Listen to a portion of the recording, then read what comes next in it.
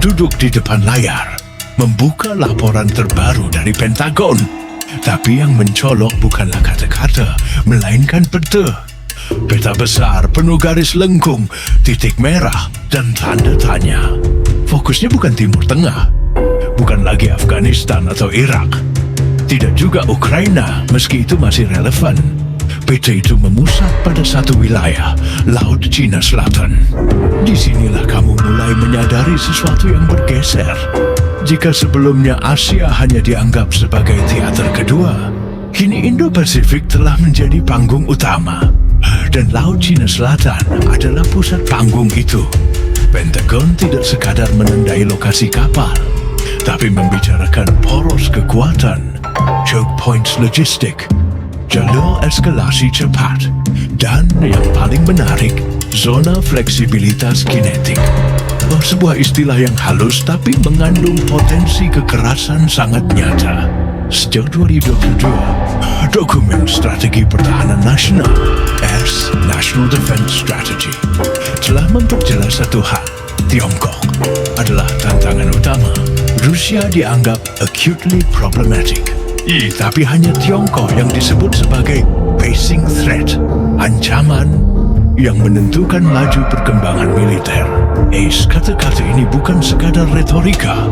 Ia menuntun pada perubahan kebijakan yang konkret dan terukur. Kamu mengamati bagaimana pangkalan militer AS di kawasan di-upgrade secara diam-diam, bukan dengan parade, tetapi dengan pemindahan sistem radar, pengadaan senjata hipersonik, hingga penggelaran unit siber jarak jauh. Guam, Jepang Selatan, Filipina Utara, semua menjadi titik penting dari pola yang semakin rapat mengelilingi Laut Cina Selatan. Fakta historis yang perlu kamu ingat, Laut Cina Selatan telah menjadi jalur laut tersibuk sejak zaman Majapahit.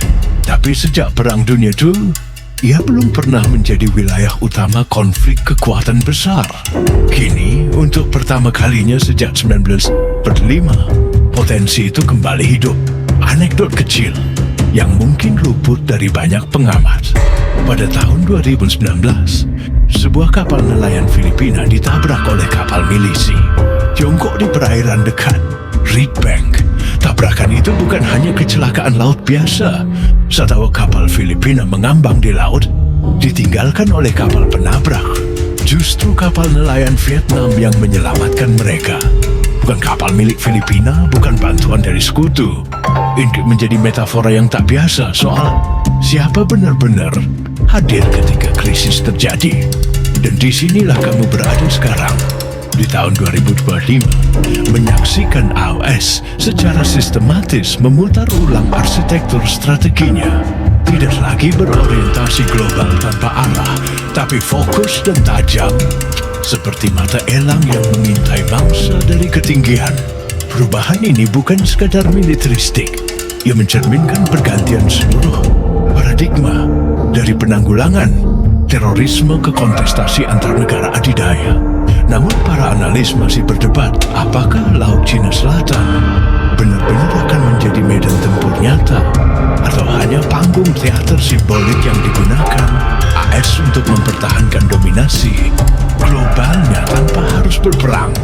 Beberapa percaya bahwa ini hanya sinyal kuat untuk diplomasi koersif. Yang lain menyebutnya pengondisian psikologis, membuat semua pihak di kawasan merasa bahwa konflik adalah keniscayaan. Padahal belum tentu. Tapi kamu tahu satu hal yang pasti. Ketika Pentagon mengganti titik fokusnya, dunia ikut bergeser. Dan kamu masih duduk di depan layar, menatap peta yang tampaknya makin rumit. Tapi satu hal menjadi jelas, Laut Cina Selatan bukan sekadar tempat lalu lintas dagang. Ia adalah cermin dari kekuatan yang ingin membentuk abad ke-21.